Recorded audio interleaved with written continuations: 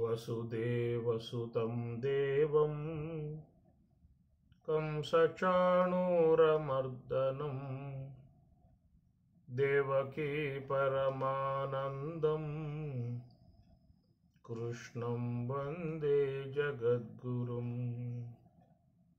కృష్ణం వందే జగద్గురుం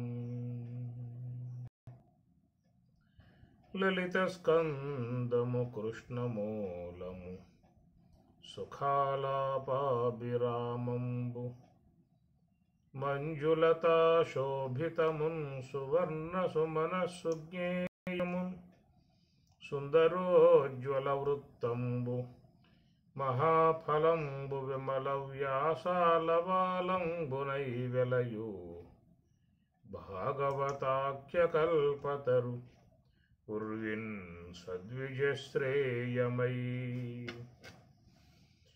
భాగవతము తెలిసి పలుకుట చిత్రంబు శూలికైన దమ్మె శూలికైన విబుధవరుల వలన విన్నంత కన్నంత తెలిసి వచ్చినంత తేటపరతు ఏడు దినంబుల ముక్తిన్ గూడగ ఏ రీతి వచ్చు గురు సంసార క్రీడన ఏ క్రియడదగు చూడుడు మా తండ్రులార శృతివచనములన్ ప్రాప్తానందులు బ్రహ్మబోధన కళాపారేణులు ఆత్మప్రభాలుప్త జ్ఞానులు మీరలార్యులు దయాళుత్వాభిరాముల్ మనోగుప్తంబుల్ సకలార్ధజాలములు మీకుంగానవచ్చున్ గదా సప్తాహంబుల ముక్తికే గెడుగతిన్ చర్చించి భాషింపరే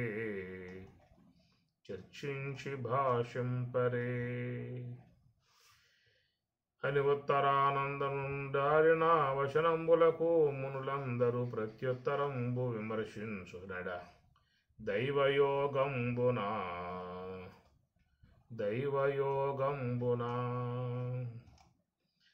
ప్రతి నిమేషము పరబ్రహ్మంబు వీక్షించి మది చొక్కి వెలుపరచువాడు కమలంబు మీది భృంగముల కైవడి మోముపైన రచన కేశపటలివాడు గిరివ్రాసి మాయనంగీకరించని భంగి వసనంబు గట్టకవచ్చువాడు సంగిగాడని వెంట జాటు భూతములు నా బాలు రహాస శబ్దములవాడు మహిత పదజాను జంఘోరు మధ్యహస్త బాహు వచ్చోగళానలపాలకర్ణ నాసికా గండమస్తక నయనయుగలుడు నాసికామస్తక నయనయుగలుడైన అవధూతమూర్తి వాడరుగుదెంచే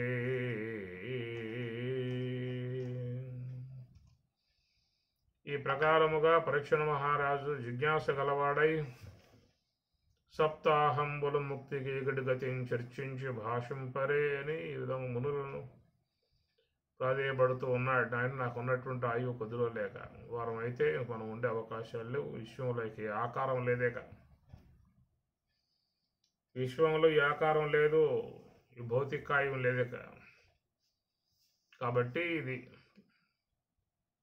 ఈ దేహం పరిచర్జన కాకముందే, దేహమును జడబడకముందే మోక్షం అనేటువంటి దాన్ని సంపాదించుకోవాల్సి ఉంటుంది. ప్రాక్ శరీర విమోక్షణాత్ స్వామి చెప్పినట్లుగా మరి అలాంటి ఆ జిజ్ఞాస మోక్షత్వం అనేటువంటిది ఉండాలి. ముఖ్యంగా అది రావాలి. దాన్ని వైరాగ్యము అంటారు, ముముక్షత్వం అంటారు, జిజ్ఞాస అని చెప్పని అంటారు. అది కూడా తీవ్రంగా అనేటువంటిది కూడా రావాల్సి ఉంటుంది. జగతి నారారు తత్వములకు అవ్వలనున్న తత్వంబు ఎవ్వడెరుగు శివుడు గురు రూపమున వచ్చి చెప్పకున్న నవ్యతర భోగి శ్రీ సదానందయోగి అని అన్నాడు మహానుభావుడు. జగతి నారారు తత్వములకు 36 తత్వాలు ఉన్నాయట మనలో. జగతి నారారు తత్వములకు అవ్వలనున్న తత్వంబు ఎవ్వడెరుగు. ఆ స్వరూపం అనేటువంటిది ఎవరికి తెలుస్తుంది? గురుడు శివుడు గురు రూపమున వచ్చి చెప్పకున్నా. ఆ జిజ్ఞాస ఉండాలి, వైరాగ్యం మోక్షత్వం ఉండాలి. ఉంటే మరి ఆ సర్వేశ్వరుడే ఒక మానవాకార రూపముగా వచ్చి చక్కటి జ్ఞానాన్ని ఆయన అందిస్తాడు. అట్లెక్కడ కూడా పరీక్షణ మహారాజు నిజమైనటువంటి ఒక వైరాగ్యాన్ని పొందాడు, జిజ్ఞాస కలిగి ఉన్నాడు. నాకెవరు ఈ చక్కటి మోక్ష మార్గాన్ని బోధించేది అనేటువంటి ఆ జిజ్ఞాస అనేటువంటిది ఉంది. కాబట్టే ఇక్కడ మరి యాదృచ్ఛికముగా శుక భగవానుల వారు ఆయన రావటం జరుగుతున్నది. అందువల్ల మోక్షాపేక్ష పట్ల ఒక మంచి వైరాగ్య భావం ఉండాలని చెప్పి అన్నారు. ప్రతి నిమేషము పరబ్రహ్మంబు వీక్షించి మది చొక్కి వెలుపల మరచువాడు. ఎలాంటి వాడు ఈ శుక భగవానుడు అని చెప్పనంటే, ప్రతి నిమేషము అనుక్షణం బ్రహ్మమును అవలోకన చేస్తూ ఉండేటువంటి అవధూత. ఒక్కసారి కనుక బ్రహ్మము యొక్క ఆనందాన్ని పొందిందా అని చెప్పనంటే మనస్సట అది రాదు అన్నారు. ఒక్కసారి బెల్లం యొక్క రుచి చూసిందా అంటే క్షేమ పదే ఆ క్షేమ బెల్లాన్నే పట్టుకుని అల్లాడుతూ ఉంటుంది. ఆ ప్రకారంగా మనసు అనేది కూడా నిరంతరంగా ఆనందం కోసం పరితపిస్తూ ఉన్నది. ప్రతి ఒక్క మానవుని మనస్సు ఆనందాన్ని ఉద్దేశించే అది తారాట్లాడుతూ ఉంది, పరుగులు చేస్తూ ఉన్నది. దాంట్లో ఆనందం ఉందా, దీంట్లో ఆనందం ఉందా, దీంట్లో ఆనందం ఉందా, ఇది పొందితే ఆనందమా అనేటువంటి ఆనందాపేక్షతో ఈ మనస్సు అనేది నిరంతర అన్వేషణ. అది మరి ఆ ప్రకారంగా ఆనందాపేక్ష కలిగి ఉన్నటువంటి మనస్సు ఒక్కసారిగా మరి బ్రహ్మము యొక్క అవలోకన చేసిందా అంటే ఇక అది పదే ఇక ఆ వైపుకే పోతుంది. ఇక మనస్సు ఆడకే పోతుంది. అట్లా శుకుడు కూడా ప్రతి నిమేషము పరబ్రహ్మంబు వీక్షించి మది చొక్కి వెలుపల మరచువాడు. కమలంబు మీది భృంగముల కైవడి మోముపై నరచన కేశపటలివాడు. శుకుని గురించి ఇక్కడ చక్కగా అందిస్తూ ఉన్నారు. గిరివ్రాసి మాయనంగీకరించని భంగి వసనంబు గట్టక వచ్చువాడు. మాయను కూడా శాసిస్తాడట. సంగిగాడని వెంట జాటు భూతములు నా బాలురహాస శబ్దములవాడు. ఈ ప్రకారంగా నిరంతరముగా బ్రహ్మముని అవలోకన చేస్తూ బ్రహ్మతత్వ అవలోకన శీలిస్తూ ఉన్నటువంటి శుకుడు మరి ఆ విధంగా మహానుభావుడు రావటంతో పరమానంద భరితుడై బెర్రితనము మాని విజ్ఞానమూర్తి అయి బ్రహ్మభావమునను పర్యటింప బెర్రియంచుచుకుని వెంటనే తెంతురు వెలదురర్భకులును బెర్రులగుచు. పాలము నేలమోపి భయభక్తులతోడ నమస్కరించి భూపాలకులోత్తముండు కరపద్మములన్ముకులించి నేడు నా పాలిటి భాగ్యమెట్టిదియో పావనమూర్తివి పుణ్యకీర్తివి. ఈ వేలకు నీవు వచ్చితివి వివేకభూషణ దివ్య భాషణ. ఆ ప్రకారంగా బ్రహ్మర్షి శుక భగవానుల వారు రావటంతో పరీక్షణ మహారాజుల వారు లివిసి ఎదురేగి వచ్చేటువంటి శుక భగవానుల వారి పాదాలకు తన నుదురు సోకున్నట్లుగా ఆయించి నమస్కారం చేశాడు. పాలము నేలమోపి భయభక్తులతోడ నమస్కరించి, పాలభాగం అంటే నుదురు, నేల మోపి ఒక్కసారిగా వంగి నమస్కరించి భయభక్తులతోడ నమస్కరించి భూపాలకులోత్తముండు కరపద్మములన్ముకులించి రెండు చేతులు కూడా ఎంతో భక్తి భావనతో వినయపూర్వకముగా వినమ్రుడై రెండు చేతులు కూడా జోడించి బ్రహ్మజ్ఞానికి మనస్ఫూర్తిగా నమస్కారం చేస్తూ ఉన్నటువంటి విధానము. పద్మములన్ముకులించి నేడు నా పాలిటి భాగ్యమెట్టిదియో.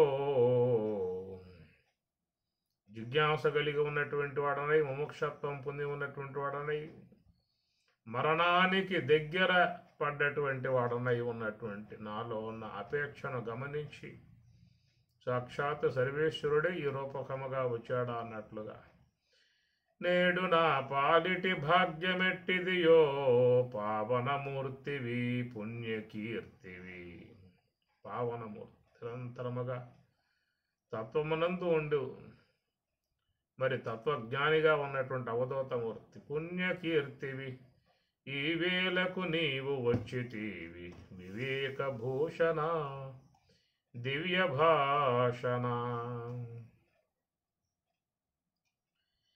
ఈ ప్రకారముగా మరి శుక భగవానుల వారు వేతించగా వారు భక్తిపూర్వక నమస్కరించి వారిని వేడుకోవటంతో మరి ఆయన యొక్క జిజ్ఞాస ఏ యొక్క భగవతత్వాన్ని వినాలనేటువంటి అపేక్ష ఉన్నదో అటు అపేక్షను అనుసరించి శుకుడు మరి భాగవత కథాంశాన్ని అందించటం జరుగుతుంది. ఈ ప్రకారముగా ఒక అవధూతమూర్తిగా ఉన్నటువంటి శుకుడు, బ్రహ్మజ్ఞానిగా ఉన్న శుకుడు బోధించినటువంటి అంశమే భాగవతం. అనేకమైనటువంటి అంశాలుగా తాత్వికము భక్తి భావన పునికసలాడుతూ సర్వమానవాళిని ఆనందింపజేసే విధానముగా, తరింపజేసే విధానముగా, తత్వజ్ఞులుగా మార్చే విధానముగా ఉన్నటువంటి భాగాన్ని ఆయన గారు అందించేటువంటిది భాగవతము. దాంట్లో సప్తమ స్కందమునందు మనం ప్రస్తుతం ప్రయాణం చేస్తూ ఉన్నటువంటి పరిస్థితి.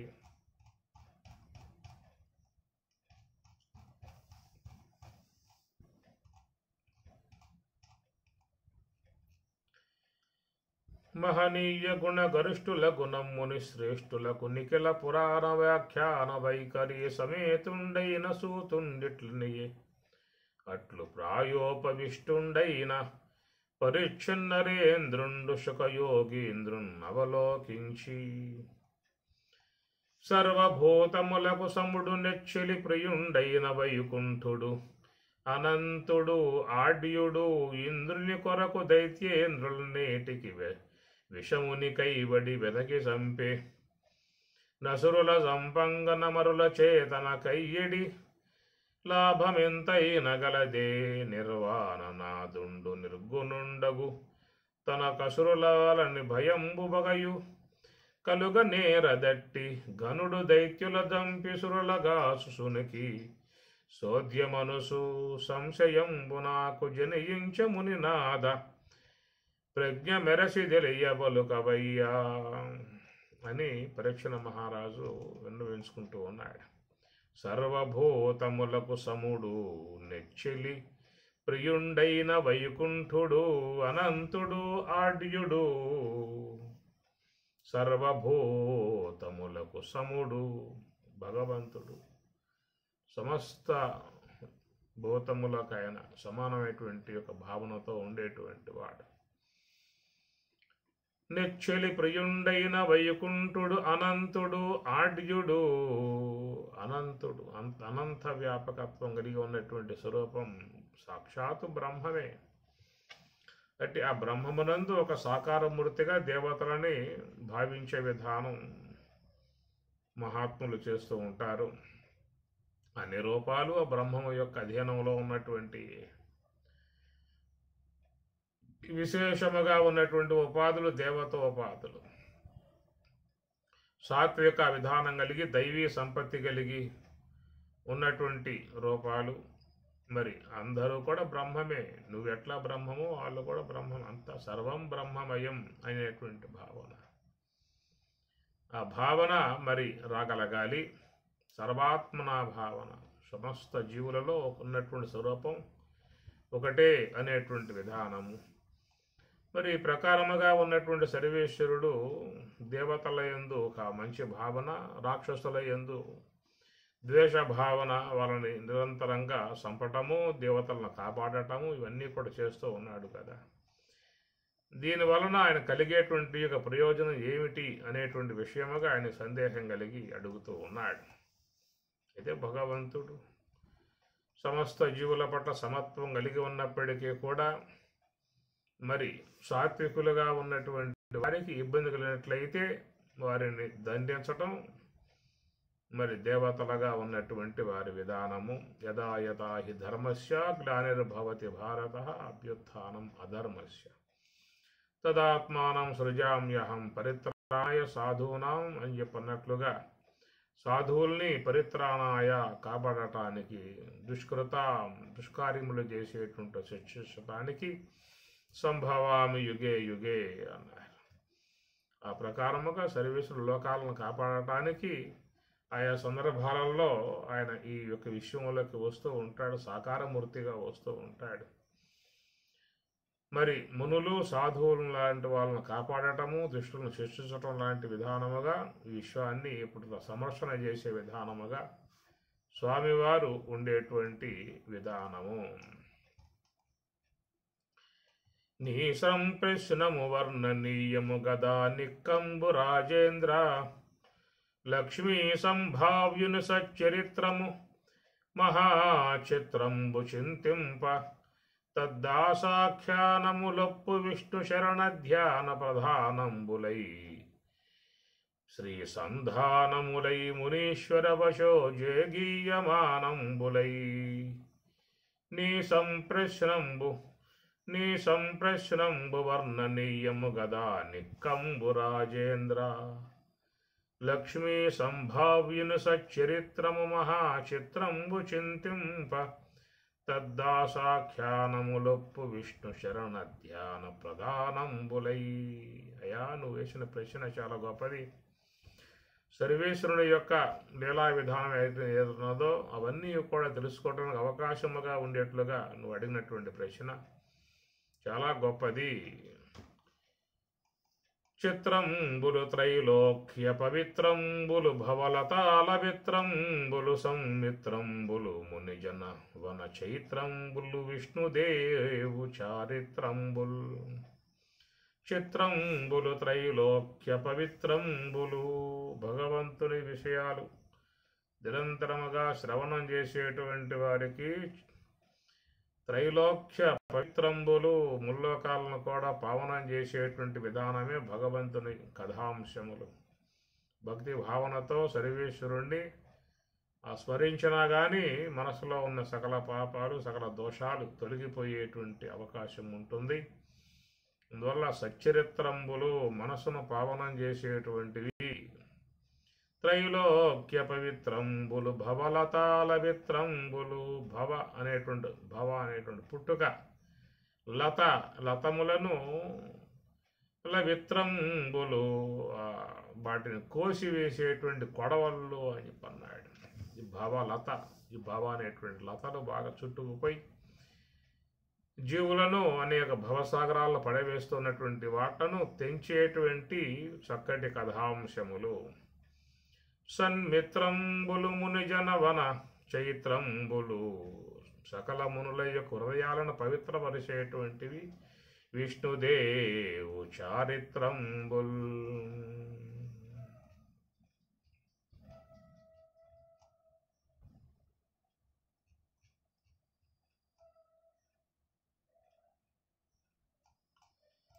అలుకనైన జలిమినైన కామంబుననైన బాంధవముననైన భీతినైన దగిలి తలప నకిలాత్ముడగు హరి చేరవచ్చు వేరు జేయడతడు. కీటకము తెచ్చి భ్రమరము పాటవమున సంభ్రమింప భ్రాంతంబై తత్కీటకము భ్రమరూపము బాటించి వహించుగాది భయయోగమునన్. కీటకము తెచ్చి భ్రమరము పాటవమున సంభ్రమింప భ్రాంతంబై, కీటకం ఒక పురుగు తీసుకొచ్చి ఆ గూట్లో పెట్టి జుంకారం చేస్తూ ఉంటుంది తొమ్మిద. ఆ జుంకారం చేసినప్పుడు దాని భయముతో చివరికి ఆ కీటకము కూడా మరి ఆ భ్రమరముగా మారిపోయేటువంటి విధానం సృష్టిలో అద్భుతమై ఉన్నటువంటి ప్రక్రియ. ఆ కీటకం కూడా ఆకుపచ్చలో ఉండేటువంటి పురుగు అన్నమాట. ఆ పురుగులు పట్టుకొచ్చి గుడు కట్టి ఆ గూట్లో దాన్ని పెట్టి చుట్టూ జుంకారం చేస్తూ ఉంటే ఆ జుంకారాన్ని వింటున్నటువంటి ఆ పురుగు చివరికి భ్రమరముగా మారి అది వెళ్ళిపోతుందని. ఆ ప్రకారముగా మరి తద్భ్రాంతం వై కీటకము భ్రమరూపము పాటించు వహింసుగా అది భయయోగమునన్. ఆ ప్రకారముగా నిరంతరముగా మరి ఈ భగవత్ సంబంధమై ఉన్నటువంటి విషయాలు అధ్యయనం చేసేటువంటి వారు కూడా చివరికి తదాకారముగా అయిపోయేటువంటి విధానము ఏర్పడుతుంది. కామోత్కంఠిత గోపికల్ భయమునన్ కంసుండు వైరక్రియా సాగ్రిన్ శిశపాల ముఖ్య నృపతుల్ సంబంధులై వృష్ణులున్ ప్రేమన్ మీరలు భక్తి మేము నిధి చక్రిన్ గంటి మెట్లైన నుద్ధామధ్యాన గరిష్ఠుడైన హరిజందన్ వచ్చు దాత్రీశ్వరా. భక్తి తత్వాన్ని భక్తి భావన అంశాన్ని ఇక్కడ బోధిస్తూ ఉన్నాడు. కామోత్కంఠత గోపికల్ ఇక్కడ ఏమంటాడంటే ఉద్ధామధ్యాన గరిష్ఠుడైన హరిచందన్ వచ్చు. ఉద్ధామధ్యాన విక్కుటమై ఉన్నటువంటి ఒక మనస్సు అట్లాగా లగ్నమైపోయినట్లయితే ఒకే తదాకారముగా మనస్సు అనేది అట్లాగా ఉండిపోతుంది. ఒక్కొక్క విధానములో ఒక్కొక్కరు మనస్సు తన్మయత్వమును చెందే విధానముగా వచ్చేటువంటి భావన. కామ ఉత్కంఠత గోపికల్ ఆ గోపికలు ఎప్పుడు కూడా రెండవ ఆలోచన లేకుండా నిరంతరముగా కృష్ణ పరమాత్మ మనసు లగ్నం చేసి ఆయన్నే స్మరిస్తూ ఉండేటువంటి విధానము. మనస్సులో ఇంకా రెండు ఆలోచన లేదేక. తస్మాత్ సర్వేషు కాలేషు మాం అనుస్మర తస్మాత్ సర్వేషు కాలేషు యోగయుక్తో భవార్జున అని స్వామి చెప్పేటువంటి మాట. నీకు ఏది సౌలభ్యంగా ఉంటే నువ్వు ఆ మార్గంలో ప్రయాణం చేయమని చెప్పి అర్థం. తస్మాత్ సర్వేషు కాలేషు మాం అనుస్మర అది నీకు సులభముగా ఉండేటువంటి మార్గం అయితే దాన్నే అవలంబించు అన్నాడు. తస్మాత్ సర్వేషు కాలేషు యోగయుక్తో భవార్జున నీకు యోగ మార్గము సౌలభ్యంగా ఉన్నట్లయితే నువ్వు ఆ మార్గాన్ని అవలంబించు. అయితే ఆ మనసు అనేది ఎట్లా ఉండాలంటే తైలధారామివాచ్ఛిన్నం దీర్ఘగంట నినాదవతో అని ఎట్లా ఉండాలి మనస్సు భగవంతుని కొన్నట్లయితే తైలధార అన్నారు. తైలధార నూనె యొక్క దార, దానికి తెంపు ఉండదు. అది నీరైతే మధ్య మధ్యలో తెంపు బొట్లు బొట్లు పడే అవకాశం ఉంటుంది. తైలధార ఉన్నది ఎంత సన్నగా దార పడ్డా కానీ తెంపు లేకుండా అది కారతా ఉంటుంది. తైలధార ఆ విధంగా మనస్సు అనేది నిరంతరముగా ఎక్కడ కూర్చున్నా నుంచున్నా పడుకుని ఉన్నా నడుస్తూ ఉన్నా ప్రయాణం చేస్తూ ఉన్నా మనస్సులో మాత్రం నీకు ఆ యొక్క తత్వమునందే లగ్నమై ఉండాలి. అది ఒక నామాన్ని పట్టుకుని ఎలాడాలి మనస్సు. కాబట్టి వ్యవహారములో మనస్సు శ్వాస మీద పెట్టి చేయాలంటే కొంచెం కష్టంగా ఉంటుంది. సావకాశంగా ఉంటే తీరుబాటుగా కూర్చొని మనస్సు శ్వాస పెట్టే అవకాశం ఉంటుంది. కానీ ఏ కార్యాలలో ఉన్నప్పటికీ కూడా చేయగలిగేటువంటి యొక్క అవకాశం ఒక జపానికి ఉంటుంది. కాబట్టి స్వామివారు ఆ విషయం కూడా చెబుతూ తస్మాత్ సర్వేషు మాం అనుస్మర అన్నాడు. యజ్ఞానాం జపయజ్ఞోస్మి యజ్ఞానాం జపయజ్ఞోస్మి జపాన్ని స్వామివారు యజ్ఞముతో పోలిశారు. అంటే పవిత్రత. యజ్ఞము అంటే పూజనీయత, పవిత్రత, దేవతారాధన సంబంధమై ఉన్న యజ్ఞం ఎట్లా పవిత్రమై ఉన్నదో అంతే పవిత్రముగా ఉన్న విధానము జపము. యజ్ఞానం జపయజ్ఞోస్మి జపయజ్ఞమును అస్మి నేనై ఉన్నాను అన్నాడు. కాబట్టి ఆ ప్రకారంగా మనస్సు ఒక భగవత్ సంబంధమై ఉన్నటువంటి దాంతో నిమగ్నమై ఉన్నా కానీ చాలా మరి ఈ అనాత్మ సంబంధమై ఉన్న ప్రవృత్తుల నుంచి మనస్సు బయటపడే అవకాశం ఉంటుంది. ఎందుకంటే మనస్సులో చేరి ఉన్న సంస్కారాలు ఆ మనస్సును ఏదో రూపంగా తన వశం చేసుకుని లాక్కుపోతున్న పరిస్థితి. కనురెప్ప పాటులో మన మనస్సు ఎక్కడుంటుందో, ఎక్కడికి పోతుందో, ఏ ఏ స్థానాలలో ఉంటుందో, ఎవరి గురించి విచారిస్తుందో, దేని గురించి విచారిస్తుందో, ఇట్లా చాలా వరకు మనం మన జీవన విధానములో వీటికే చాలా వరకు మనం లోనైపోయాం. తెలియకుండానే అనాత్మ సంబంధమై ఉన్న వ్యవహారాలుగా మాటలు వచ్చేస్తూ ఉంటాయి. వారెట్లా, వీళ్ళెట్లా, అది ఎట్లా, ఇది ఎట్లా, వాడు వీడేం చేశాడు, ఈ నానా రకాలై ఉన్న చెత్తంతా పైన వేసుకుంటాడే తప్ప ఆ మనస్సులో పవిత్రమై ఉన్నటువంటి యొక్క భగవన్నామాన్ని ఎందుకు పెట్టుకోడు? దాన్ని పూర్తిగా మర్చిపోతాడు. ఇక లోకం యొక్క సంబంధమైన వ్యవహారాలు చాలా వరకు వీటి గురించే ఎక్కువగా వ్యక్తి తన ఆలోచనలను కొనసాగించుకుంటూ సమయమంతా కూడా పాడు చేసుకోవటం జరుగుతూ ఉన్నది. కాబట్టి ఇక్కడ చెప్పేటువంటి మాట ఉద్ధామధ్యాన గరిష్ఠుడైన, ఉద్ధామధ్యాన అంటే బాగా మిక్కుటమై ఉన్నటువంటి ధ్యానం అనే అంశం మీద ఇక్కడ చెప్పుకొస్తూ ఉన్నాడు. ఎట్లాంటి వాళ్ళలో ఇక్కడ చూపిస్తూ ఉన్నాడు. కామోత్కంఠత గోపికల్, ముందుగా గోపికలను తీసుకున్నాడు. ఇక వాళ్ళు రెండో విషయం లేదు, ఇక నిరంతరముగా హే కృష్ణ కృష్ణ కృష్ణ కృష్ణ కృష్ణ అనేటువంటి. ఎందుకంటే కామ ఉత్కంఠ, కామ అంటే ఆయన్ని పొందాలి, ఆయన్ని చేరుకోవాలి, ఆయనతో ఉండాలి, ఆయనతో మాట్లాడాలి, ఆయనతో చక్కగా విశ్రమించాలి. ఇది వాళ్ళ మనస్సులలో ఉన్నటువంటి విధానం. కనుక ఎవరి పట్ల మనకు బాగా ప్రగాఢముగా మనస్సు నాటుకుపోయి ఉంటుందో పదే పదే పదే వాళ్ళే జ్ఞాపకం వచ్చే అవకాశం ఉంటుంది. అది ఎలాంటిది అని చెప్పిన పక్కన చెబుతూ ఉన్నాడు. భయము నన్ను కంసుండు, వాళ్ళ కామ ఉత్కంఠత గోపికలు, వాళ్ళకు ఉన్నటువంటి భావం ఒక కామభావం అన్నారు. కృష్ణున్నే పొందాలి, కృష్ణున్నే సేవించాలి, ఆయనతోనే ఆనందించాలి, ఇది వాళ్ళకు ఉన్నటువంటి భావం. ఈ రెండో వర్గం చూస్తే భయము నన్ను కంసుండు, వాడు మహాభయం. ఎట్నుంచి వస్తాడు, ఎట్లా వస్తాడో, పైన పడతాడు, చంపేస్తాడు అనేటువంటి భయముతో వాడు కృష్ణ కృష్ణ కృష్ణ కృష్ణ అని వాడు జపం చేస్తూ ఉన్నాడు. భయము నన్ను కంసుండు, వాడు ఇంకోటి లేదేక ఏ రూపకంగా వస్తాడు, ఎట్నుంచి వస్తాడో మరి చంపేస్తాడేమో. ఎందుకు చెప్పిందిగా ఆకాశవాణి, చంపేస్తాడరా అని చెప్పేసి అని. దాంతో మనసు లోపల ఆ భయం అన్నమాట, సావు భయం. సావు భయంతో జపిస్తూ ఉన్న విధానం. సావు భయంతో జపిస్తావో, భక్తి భావంతో జపిస్తావో, కామంతో జపిస్తావో, నీ మనసు ఆ వైపుకు తిరిగి ఉండాలి అంతవరకే.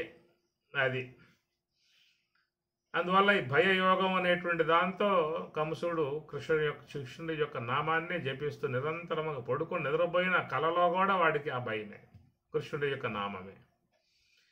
కంసుండు వైరక్రియా సామగ్రిం శిశుపాల ముఖ్య నృపతుల్, వైరక్రియా సామగ్రిం శిశుపాల, శిశుపాలుడు మొదలైనటువంటి వాళ్ళందరూ కూడా చూసినట్లయితే వాళ్ళు వైరం, కృష్ణుడి మీద వైరముతో ద్వేషముతో ఆయన్ని కృష్ణ కృష్ణ కృష్ణ కృష్ణ అని చెప్పని నిరంతరంగా వాళ్ళు జపిస్తూ ఉన్నారు. అంటే ఏదో ప్రగాఢముగా పట్టి ఉన్నటువంటి భావం అండి ఇది. భయముతో కావచ్చు, వైరముతో కావచ్చు, కామముతో కావచ్చు, భక్తితో కావచ్చు. నృపతులు సంబంధులై వృష్ణి వంశస్థులందరూ కూడా సంబంధులై, బంధువులై వాళ్ళు జపిస్తూ ఉన్నారు. ప్రేమన్మీరలు భక్తినేము, అయ్యా మీరు అంత ప్రేమతో ఆయన జపించే విధానము భక్తితో నేను జపిస్తూ ఉన్నాను అని ఈ విధంగా మహర్షి బోధిస్తూ ఉన్నాడు. ఆ భక్తితో మేము జపిస్తూ ఉన్నాం, ప్రేమతో వాళ్ళు జపిస్తూ ఉన్నారు, ద్వేషముతో వాళ్ళు జపిస్తూ ఉన్నారు. భయముతో వాళ్ళు జపిస్తూ ఉన్నారు, కామముతో వాళ్ళు జపిస్తూ ఉన్నారు. ఏదో ఒక భావనతో ఆ కృష్ణుని యందు లగ్నపరచుకుని నిరంతరముగా మనస్సుని ఏదే ఆలోచనలోకి పోకుండగా ఆ నామాన్నే జపించే విధానము. ప్రేమన్మీరలు భక్తినే మునిది చక్రిన్ గంటి మెట్లైన నుద్ధామధ్యాన గరిష్ఠుడైన హరిచందన్ ఉత్సుదాత్రీశ్వర ఉద్ధామధ్యాన. విక్కుటమై ఉన్నటువంటి ధ్యానం అన్నమాట. ఆ ప్రకారముగా పూర్తిగా లగ్నమైపోవాలి. మనము జపిస్తూ ఉంటాం, ఏదో కాసేపు అట్లా మాల తీసుకుంటాం, ఓం నమో నారాయణాయ, ఓం నమో నారాయణాయ, ఓం నమో నారాయణాయ, ఓం నమో. ఆ విధంగా 4 పూసలు అయినాయి అంటే ఓ కొలికి పూస, కొలికి పూస, కొలికి పూస. ఎక్కడున్నాయా కొలికి పూస రావాలి, తగలాలి చేతికి, ఆ జపాల పక్కన పెట్టేసే విధానంగా ఉంటుంది. కనుక ఈ మాలలేం అవసరం లేదు. మనస్సు పూర్తిగా భక్తిమయం కావాలి, జ్ఞానమయం కావాలి. ముందు భక్తిమయం కావాలి. భక్తిమయం అయితే తర్వాత అది జ్ఞానమయంగా ఏర్పడుతుంది. అది కనుక జపం చేస్తున్న పని ఏంటంటే అనేక ఆలోచనలు ఏవైతే ఉన్నాయో, అనేక ఆలోచనలు రాకుండా ఒకే ఒక్క ఆలోచన. జపం కూడా మా అది కూడా ఆలోచనే, సంకల్పమే. అయితేనంటే అది కనుక లేకపోయిందా అంటే నానా రకాలై ఉన్నటువంటి ఆలోచనలన్నీ వచ్చి పడతాయి. మీరు జపం మానండి, ధ్యానం మానండి, ఏమొస్తాయో చూడండి. ఏమి రాకుండా ఉంటే మంచిదే, అదృష్టవంతులే. జపం ధ్యానం లేకుండా ఉన్నప్పుడు మనస్సులో ఏ ఆలోచన రాకుండా ఉంటే మంచిదే. అది ఊరుకోదే మనస్సు. సంకల్ప మానసం కర్మ, అది ఏదో సంకల్పాన్ని చేస్తూనే ఉంటుంది. దానికి అది అలవాటైపోయింది, స్వాభావికమైపోయింది. మనస్సులో చాలా ఉన్నాయి సంస్కారాలు ఉండటం వల్ల ఒకే దాంతో అది కూర్చోదు. రకరకాలైన ఆలోచనలన్నీ దాంట్లో పడ్డాయి కాబట్టి సంస్కారాలు, ఆ సంస్కారాలని ఒకదానొకటి మార్చుకుంటూ ప్రయాణం చేస్తూ ఉంటుంది మనస్సు. దానికి కావాల్సినవన్నీ ఉన్నాయి సంస్కార ముద్రలు. అందువల్ల అది ఒకే దాంతో పట్టుకుని ఏలాల్సిన అవసరం దానికి లేదు.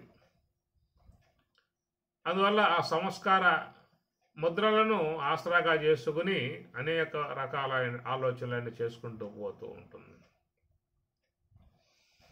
ఆ చేసుకుంటూ పోయేటువంటి ఆ ప్రవాహంలో అట్లా ద్వేషపూరితమై ఉన్నటువంటివి వస్తాయి, కామపూరితమైనటువంటివి వస్తాయి, అనేక రకాలు వస్తాయి. కాబట్టి అలాంటి వాటి నుంచి మనస్సు బయటపడాలని చెప్పి అన్నట్లయితే ఒకటే శరణ్యం భక్తి భావనతో జపించడము, యోగ భావనతో అంశ యొక్క ఆశ్రయం ద్వారా నివృత్తి మార్గంలో ప్రయాణం చేయటము.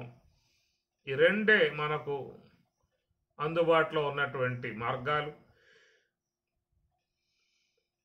కాబట్టి ధ్యానాన్ని అందుకోగలిగితే సర్వోన్నత విధానమే, అందకపోతే జపం పట్టుకోమన్నారు. అందితే ధ్యానం, అందకపోతే జపం. ఏదో ఒకటి పట్టుకోవాలి వీటిల్లో. లేకపోయిందా అంటే అది పట్టుకుంటుంది. నానా రకాలైన ఆలోచనలన్నీ అది చేర్చి అది పెట్టుకుంటుందా. ప్రస్తుతం అందరిలో జరుగుతున్నటువంటి విధానం ఇదే. ఉదయం లేచింది మొదలు పడుకోబోయేదాకా ఏం చేస్తుందా అంటే మనస్సు నానా రకాలై ఉన్నటువంటి ఆలోచనలన్నీ చేస్తూ ఉన్నది. మరి ధ్యానం చేద్దామంటే ఎంతసేపు కూర్చుంటాం? ఓ పావుగంట కూర్చుంటాం, అరగంట, గంట అయిపోయిన తర్వాత ఇక మళ్ళా బయటకు వచ్చేస్తాం. ఎక్కడి నుంచి ఇక ఆలోచనల ప్రవాహమే మనలో కొనసాగుతూ ఉండే పరిస్థితి. దాని నుంచి మనసును కాపాడుకోవాలి అని చెప్పన్నట్లయితే జపాన్ని తప్పనిసరిగా పట్టుకోక తప్పదు. ఈ విధంగా వీళ్ళందరూ కూడా ఒక్కొక్కరు ఒక్కొక్క భావనగా మరి భగవంతుని నామమునందు లగ్నమై ఉన్నటువంటి వారే స్మరిస్తూ ఉన్నటువంటి విషయం చెప్పుకొస్తూ అనిను నారదుండిట్లనియనొక నాడు బ్రహ్మమానస పుత్రులైన సనక సనందనాదులు దైవ యోగంబున భవన త్రయంబును నందుండును సంచరించుచు మైదారేండ్ల ప్రాయంపు బాలకుల భావంబున దిగంబరులై హరిమందిరమునకు వచ్చి చొచ్చునెడ మొగసాలనున్న పురుషులిరువురు వారలను చూచి. సనక సననాది మునులు నిరంతరంగా బ్రహ్మ మానస పుత్రులుగా ఉన్నటువంటి వారు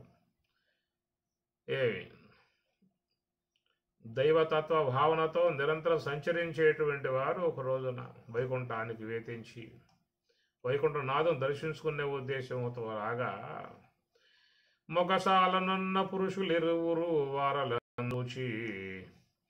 డింబకుల నర్గల విశ్రంబకుల రమాదినాద సల్లాప సుఖారంబకుల ముక్తమానస దంబకులం దొరనీయక తరిమిరధిపా. డింబకుల చిన్న వయసులో ఉన్నటువంటి వారు, అనర్గల విశ్రంభకుల రమాదినాద సల్లాప సుఖారంభకుల నిరంతరముగా రమాదినాద సర్వేశ్వరుని ఎందు మనసు పెట్టి ధ్యానం చేసేటువంటి వారు. ముక్తమానస దంబకులం జొరగనీయక తరిమిరధిపా. వైకుంఠంలో ప్రవేశింపబోతూ ఉంటే అడ్డు తగిలి వారిని వైకుంఠంలోకి పోనివ్వకుండా వాళ్ళని నిరోధించారు. వారించిన తమకంబున వారింసుక విస నిలువలేక వడిదిట్టిరి దౌవారికుల అసురయోనిన్ అవారితులై పుట్టుడనుసు వసుధాదీశ. మరి ఆ ప్రకారంగా వారిని నిరోధించి వైకుంఠనాథం దర్శనం కానివ్వకుండా అడ్డుపడి వారిని దూషించారు. వారించిన తమ కంబున వారింసుక నిలువలేక వడి తిట్టిరి. ఒక సందర్భంలో మానవులలో కలిగేటువంటి యొక్క ఆవేశం అది ఎంతవరకు పోతుందని చెప్పనంటే వారు ఎలాంటి వారై ఉన్నారనేటువంటి విచక్షణ జ్ఞానం కూడా లేకుండా ప్రవర్తించేటువంటి పరిస్థితి ఏర్పడుతుంది. మరి ఆ వైకుంఠమునందు ఉన్నటువంటి ద్వారపాలకులుగా ఉన్నటువంటి విజయులు అనేటువంటి వారు వీళ్ళని దూషించారు, నిందించారు. వడి తిట్టిరి దౌవారికుల నసుర యోనిన్ వాని వారితులై పుట్టుడనుసు. ఆ విధంగా వారిని దూషించటం కారణముగా అయ్యా మీలాంటి రజోగుణ రజస్సు తమస్సు కలిగి ఉన్నటువంటి యొక్క స్వభావం వారు ఇక్కడ ఉండే అంత అర్హత గలవారు కాదు. కాబట్టి మీరు చేసినటువంటి కార్యానికి మీరు అసుర యోనులో పుట్టండి అని చెప్పేసి వారిని శపించటం జరిగింది. ఆ ప్రకారంగా వాళ్ళు శాపానికి గురై ఇక వారు పదచ్యుతులై పడిపోతూ ఉండగా వారిని ప్రార్థిస్తే నల్లా మునులు కనికరం గల వారై 3 జన్మలలో మీరు వైరులై శ్రీమన్నారాయణునికి వైరులై తిరిగి మరలా వైకుంఠాన్ని చేరుకుంటారని చెప్పేసి అని వాళ్ళు అనుగ్రహించిన విధానము.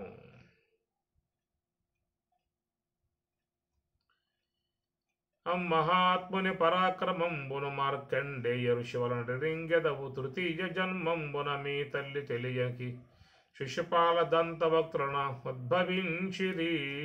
ప్రకారముగా ముని యొక్క శాప కారణముగా మొదటి జన్మలో హిరణ్యాచుడు హిరణ్యకశిపుడుగా, 2వ జన్మలో రావణ కుంభకర్ణాదులుగా, 3వ జన్మలో శిశుపాల దంతభక్తులుగా జనించి శాపము నుండి విముక్తులై తిరిగి మరలా వైకుంఠమునకు వారు చేరిరి అని చెప్పినాడు. వక్రంబింతయులేకపాయని మహావైరంబునన్ నిత్యజాత క్రోధ స్మరణంబులన్ విదలితోత్పాద సంఘాతులై చక్రచిన్న చిరస్కులై మునివచ శాపావధి ప్రాప్తులై చక్రింజందిరివారు పార్శ్వశరులై సారోప్య భావంబునన్. వక్రంబింతయులేకపాయని మహావైరంబునన్ నిరంతరముగా 3 జన్మలలో కూడా మహావైరమును పూని సర్వేశ్వరుని నిరంతరముగా జపిస్తూ ఆయనకు వైరులై ఆ తర్వాత కాలంలో నిత్యజాత క్రోధ స్మరణంబులను విదలితోత్పాత్మ సంఘాతులై సమస్త పాపాలను పోగొట్టుకుని చక్రచ్ఛిన్న చిరస్కులై మునివచ శాపావధి ప్రాప్తులై చక్రింజందిరి. తిరిగి మరలా వైకుంఠానికి చేరుకున్నటువంటి వారై పార్శ్వచరులై సారూప్య భావంబునన్, సారూప్య ముక్తి అని చెప్పని అంటారు. అలాంటి మోక్షాన్ని, వైకుంఠాన్ని మళ్ళా చేరుకోవటం జరిగింది.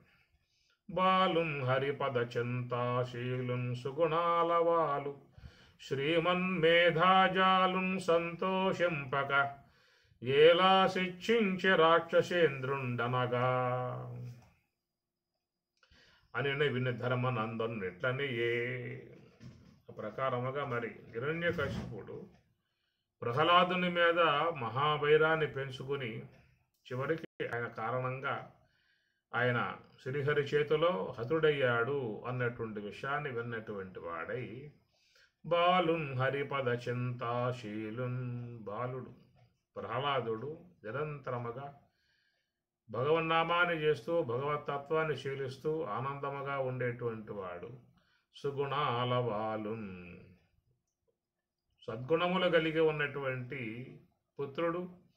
శ్రీమన్మేధాజాలున్ సంతోషంపక, అలాంటి పుత్రుడు కలిగినందుకు సంతోషంపక ఆయన మీద ఎందువల్ల ఈ విధముగా మరి వైరాన్ని పోని శిక్షించి రాక్షసేంద్రుండనగా, ఎందువల్ల ఆ పుత్రుణ్ణి శిక్షించేందుకు సిద్ధపడ్డాడు అని తన సందేహాన్ని వ్యక్తపరిచాడు. పరిభూతవ్యధనంబులు నిరుపమ సంసార జలది నిర్మధనంబుల్ నరకేసరి కథనంబులు పరిరక్షిత దేవయక్షపణి మిథునంబుల్. పరిభూతవ్యధనంబులు నిరుపమ సంసార జలది నిర్మధనంబుల్. మానవులలో ఉన్నటువంటి యొక్క వేదనలు ఉన్నాయో సమస్త వేదనలను బాధలను పోగొట్టగలిగేటువంటిది శ్రీ మహావిష్ణువు యొక్క కథాంశము. పరిభూతవ్యధనంబులు నిరుపమ సంసార జలధి నిర్మధనంబుల్. నిరుపమ సంసార జలధి నిర్మధనం, ఈ భవసాగరాన్ని పూర్తిగా లేకుండా చేసేటువంటి చక్కటి భగవత్ కథలు. నరకేసరి కథనంబులు పరిరక్షిత దేవయక్షపణి మిథునంబుల్. ఈ ప్రకారం ఉన్నటువంటి భగవంతుని కథాంశములు శ్రవణం చేయటం ద్వారా సమస్త దోషాలు తొలగిపోతాయి. దానివల్ల మనస్సు ప్రసన్నతను పొంది చక్కగా భగవతత్వం నందు ఆనందించే విధానముగా ఉంటుందని చెప్పని అంటూ మునీంద్ర వినిపింపుమని నారదుండిట్లనయే కమలోదరు చేతంతన సహోదరం హతుడయ్యనని విని హిరణ్యకశిపుండు రోష శోకదందహ్యమాన మానసుండై మూర్ధిల్లుసు నాభీలదావదహన జ్వాలాకరాలంబులైన విలోకంబున గగనంబునన్ బొగలెగయ నిరీక్షించుచు.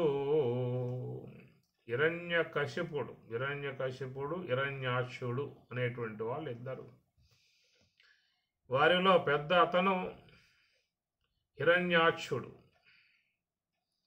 మరి ఆయన వరాహ అవతారముగా శ్రీమన్నారాయణుడు హిరణ్యాక్షుడిని సంహరించాడు. ఆ వార్త విన్నటువంటి హిరణ్యకశిపుడు ఒకసారిగా క్రోధోద్భుతుడై ఈ ప్రకారంగా అంటూ ఉన్నాడు.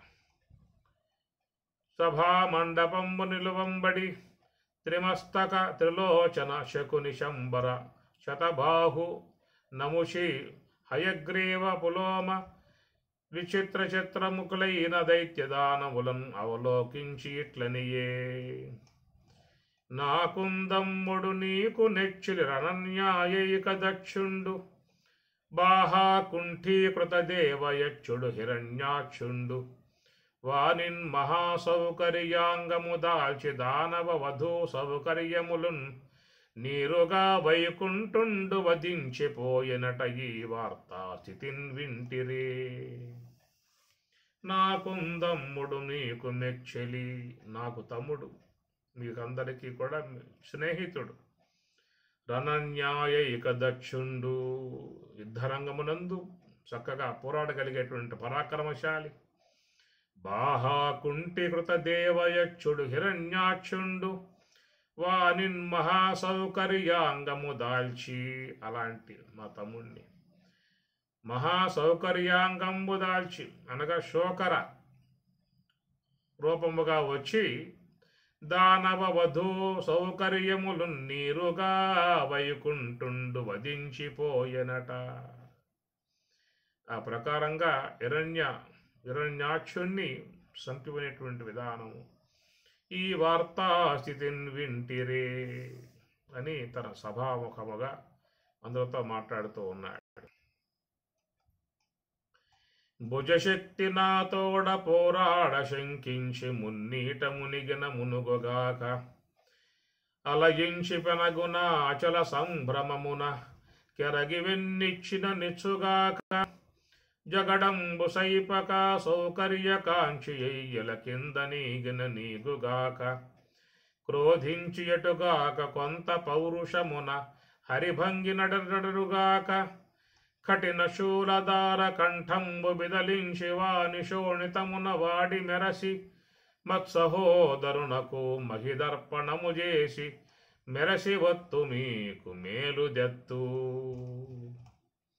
భుజశక్తి నాతోడ పోరాడ శంకించి మున్నీట మునిగిన మునుగుగాక. ఏ వైకుంఠుడు ఉన్నాడో ఆ వైకుంఠుడు ఏంటంటే యొక్క శ్రీమన్నారాయణుడు నా భుజశక్తికి భయపడిపోయి పోరాడ శంకించి మున్నీట మునిగిన మునుగుగాక. సముద్రాల్లో దాక్కుంటాడేమో, అట దాక్కున్నా కానీ వదిలిపెట్టే విధానం కాదు. అలయించి పెనగున యచల సంభ్రమమున కెరగి వెన్నిచ్చిన నిచ్చుగాక. ఈ పద్యంలో దశావతారాలు వస్తాయి. ఇక్కడ మున్నీట మునిగిన మునుగుగాక ఇది మత్స్యావతారం. అలయించి పెనగున యచల సంభ్రమమున కెరగి వెన్నిచ్చిన నిచ్చుగాక. మత్స్య వరాహం అంటే అప్పట్లో వరాహ రూపముగా ఉన్న అవతారము. కెరగి వెన్నిచ్చి నిచ్చుగాక జగడంబు సైపక సౌకర్య కాంక్షి అయ్యల క్రింద నీగన నీగుగాక. వరాహ అవతారం ఇది. క్రోధించెటుగాక కొంత పౌరుషమున హరిభంగిన నడరుగాక. ఇది నరసింహావతారము. కఠిన శూలదార కంఠంబు విదలించి వాని శోణితమున వాడి మెరసి మత్సహోదరునకు మహిదర్పణము చేసి మెరతి వత్తు మీకు మేలుదెత్తు అని ప్రకారంగా రాక్షసులతో మాట్లాడిన వాడి తన మునికి తిరోధకాలిచ్చి ఆ తర్వాత అంతఃపురం ఏతించి అంతఃపురం కాంతలందరినీ కూడా ఆయన ఓదార్చి ఆ తర్వాత తన తల్లి వద్దకు వెళ్ళాడు. అంత హిరణ్యకశిపుండు దుఃఖితుండైన మృతుండైన సోదరునకు నదక ప్రధానాదిత్య కార్యములాచరించి అతని బిడ్డల శకుని శంభర కాలనాభ మదోత్కచ ప్రముఖల నోరించి వారల తల్లితో గోడ హిరణ్యాక్షుని భార్యల నందర రావించి తమ తల్లి అయిన దితి నవలోకించి ఇట్లనియే. ఆ తల్లి దగ్గర ఈ విధముగా మరి హిరణ్య కశిపుడు చక్కటి బోధ చేస్తూ ఉన్నాడు. చాలా మంచిగా వచ్చేటువంటి వాక్యాలు ఇవన్నీ కూడా చాలా తాత్విక అంశములు ఇక్కడి నుంచి మనకు ఆరంభమవుతాయన్నమాట. నీరాగార వినిష్ట పాంధుల క్రియన్నిక్కంబు సంసార సంచారుల్ వత్తురు గూడి ఎత్తురు సదా సంగంబులేదొక్కచో శూరుల్ ఓయడి త్రోవవోయను భవత్సు నుండు తల్లి మహాశూరుండాతడు తద్వియోగమునకున్ శోకింపని కేటికిన్ అని తల్లిని ఓదారిస్తూ ఉన్నాడు. నీరాగార వినిష్ట పాంధుల క్రియన్నిక్కంబు సంసార సంచారుల్ వత్తురు కూడి విత్తురు. ఈ లోకమంతా ఎలాగా ఉంటుందంటే నీరాగార వినిష్ట పాంధుల క్రియన్. పాంధులు అంటే మరి బాటసారులుగా పోయేటువంటి వారు మరి దప్పి గలవారై సలివేంద్రం వద్దకు వచ్చి దప్పిక తీర్చుకుని వెళ్ళిపోతూ ఉంటారు. లేదా ఒక సత్రంలో బస్సు వేసి రాత్రంతా అక్కడ ఉండి తెల్లారిందని చెప్పారంటే అందరూ కూడా వాళ్ళ దోవల్లో వాళ్ళ ప్రయాణమైపోతూ ఉంటారు. ఏకవృక్ష సమారూఢ నానాజాతి విహంగమాః యదిశో యాంతి కా తత్ర పరివేదనా ఏకవృక్ష సమారూఢ నానాజాతి విహంగమాః. రాత్రి అయింది అంటే అనేక దిక్కుల నుంచి వచ్చే పక్షులు ఆ చెట్ల మీద అట్లా వాలి నిద్రిస్తాయి. రాత్రి యందు అన్ని కూడా ఆ చెట్టు నిద్రిస్తాయి. ఇది షో యాంతి, ఒకసారిగా సూర్యుడు వచ్చాడా తెల్లారిందా అంటే అన్ని పక్షులు ఆ చెట్టుని వీడి వెళ్ళిపోతూ ఉంటాయి. అట్లాగా ఈ విశ్వంలో కూడా నానా దిక్కుల నుంచి ఈ జీవులన్నీ కూడా వచ్చి గృహంలో అవి చెష్ట వేసుకుంటాయి. ఆ ఉన్నటువంటి విధానములో ఎప్పుడైతే వాళ్ళ తెల్లారిపోయిందో అనగా ఆయువు తీరి ఇక వెళ్ళిపోవడం జరుగుతుందో మళ్ళా పక్షులు ఆయా దిక్కులు ఎగిరిపోతూ ఉంటాయి. ఈ ప్రకారంగా వచ్చేవాళ్ళు పోయేవాళ్ళు వృక్షంలాగా సంసార వృక్షము అన్నారు. ఆ సంసార వృక్షం మీదకు అనేక మంది వస్తూ ఉంటారు, కొద్ది కాలం ఉంటూ ఉంటారు. బంధువులు అనుబంధములు అనురాగములు ప్రేమలతో ముడివేసుకుని పెనవేసుకుని ఉండేటువంటి యొక్క విధానం. ఆ తర్వాత కాలంలో మరి మృత్యువు యొక్క ప్రభావంతో మళ్ళా ఆ దేహం విడిచి వెళ్ళిపోతున్న విధానం కనుక అక్కడ వృక్షం మీదకు వచ్చి పక్షులు వాలినట్లుగా ఈ సంసారం అనబడేటువంటి యొక్క ఈ వృక్షం మీదకు వచ్చి అనేక జీవులు కూడా ఇక్కడ వాలి ఒక అనుబంధములతో అనురాగాలతో పెనవేసుకుని ఉండేటువంటి విధానం. తిరిగి మరలా ఆయువు కాస్త అయిపోయిందా అంటే ఆయా జీవులన్నీ కూడా ఆ వృక్షం నుంచి మళ్ళీ వెళ్ళిపోయినట్లుగా ప్రయాణమైపోతున్నటువంటి విధానము. నీరాగార వినిష్ట పాంధుల క్రియన్, అందరూ కూడా పాంధులు అనగా బాటసార్లు పోయే వాళ్ళు వచ్చి ఇక్కడ 3 పూట్ల నివాసం ఉండటానికి వచ్చారు. ఈ సత్రవలో బాల్యం, యవ్వనం, వృద్ధాప్యం ఈ 3 పూట్ల కాగానే అక్కడి నుంచి మరి వెళ్ళిపోయే విధానము. ఇది ఒక అనిశ్చితముగా అనంతకాలముగా అనేక జన్మల పరంపరగా సాగిపోతున్నటువంటి ఒక ఈ ప్రయాణములో ఎంతమందితో బంధుత్వములు, ఎంతమందికి భార్యలు, ఎంతమందికి భర్తలుగా, ఎంతమందికి బిడ్డలుగా, ఎంతమందికి మామలుగా, ఎంతమంది తోబుట్టువులుగా అనేక పాత్రలను పోషిస్తూ ఈ జీవుడు సాగిపోతున్నటువంటి విధానము. ఎవ్వరెవ్వరి వాడు ఈ జీవుడు, ఎవ్వరికి ఏమవును ఈ జీవుడు, ఎందరికి తోబుట్టుడి జీవుడు అన్నమాచార్ల వారు. నీరాగార వినిష్ట పాంధుల క్రియన్నిక్కంబు సంసార సంచారుల్ వత్తురు కూడి ఎత్తురు సదా సంగంబు లేదొక్కచో. సదా సంగంబు కొద్ది కాలం ఉంటారంతే, ఆ తర్వాత వెళ్ళిపోతారు. మరి కొత్త వాళ్ళు వస్తూ ఉంటారు, పాత వాళ్ళు పోతూ ఉంటారు, కొత్త వాళ్ళు వస్తూ ఉంటారు. ఈ కుటుంబాల్లో సాగిపోయేటువంటి విధానమే. ఎన్ని తరాలు ఆ కుటుంబంలో వెళ్ళిపోయాయో, ఎన్ని తరాలు వాళ్ళు రానున్నాయో అది ఒక ప్రవాహముగా పోయేటువంటి విధానము. అందువల్ల ఈ మోహములో మునిగి ఉన్నటువంటి మానవులు ఈ రాకపోకలు గమనించలేరు. ఈ నాటక రంగంలో మునిగిపోయి ఆయువుని క్షీణింపజేసుకుని తిరిగి మరల మృత్యుగుహలోకి ప్రవేశిస్తున్నటువంటి పరిస్థితి అన్నాడు. త్రోవబోయడు భవస్సు నుండు తల్లి మహాశూరుండాతడు తద్వియోగమునకున్ శోకింపనీకేటికిన్ అని ఇక్కడి నుంచి చాలా తాత్విక సంబంధమై ఉన్నటువంటి అంశాలు భాగవతం మనకి సప్తమ స్కందంలో బాగా వస్తాయి. సప్తమ స్కందము, అష్టమ స్కందం 2 ప్రధానముగా ఉండేటువంటి తాత్విక అంశములు కలిగి ఉన్నటువంటి పట్టుకొమ్మలు భాగవతంలో. కనుక మనం ప్రళయ చరిత్ర దీంట్లో తాత్విక అంశాలు జ్ఞానాన్ని దీంట్లో చొప్పించాడు బాగా మహానుభావుడు. ఎంతెంత జ్ఞానము అది ముందు మనం పోతే అర్థమవుతుంది. కథాంశాన్ని మనకు ముందు పెట్టి దాని వెనకాల నుంచి తాత్విక అంశాన్ని బోధించటమే మరి మహానుభావుల యొక్క ఉద్దేశం. ఎందుకంటే మనకు ఈ కథలు అనేటువంటి వాటి యందు మక్కువ అనేది బాగా ఉంటుంది. తాత్విక అంశం నేరుగా తినాలంటే వినలేరు. కొంచెం రంగరించి, తేనెలో రంగరించి మెడిసిన్ మందుని ఇచ్చినట్లయితే తీయగా మెడిసిన్ ఆ మందుని సేవించినట్లుగా ఈ భవవ్యాధికి ఉన్నటువంటి మెడిసిన్ అద్వైత భావన, జ్ఞాన భావన. దాన్ని నేరుగా అందిస్తే గ్రహించేటువంటి శక్తి లేదు కాబట్టి అలాంటి వారికి ఈ కథాంశాన్ని చూపిస్తూ కథలో ఉన్నటువంటి అనేక భంగిమలను చూపిస్తూ మనసును రంజింపజేస్తూ దానిని ఆనందింపజేస్తూ మనసుని ఈ తాత్వికమును ఎక్కించటమే మహాత్ముల ఉద్దేశము. కాబట్టి భాగవతం అనేటువంటిది ఆ కోవలో జరుగుతున్నటువంటిది. ప్రళయ చరిత్రలో వచ్చేటువంటి అంశాల గురించి మనం ముందు మళ్ళీ మాట్లాడుకునే ప్రయత్నం చేద్దాం. ఓం సహనావతు సహనౌ భునక్తు సహ వీర్యం కరవావహై తేజస్వినావధీతమస్తు మా విద్విషావహై. ఓం శాంతి శాంతి శాంతి. హరి ఓం తత్సతు.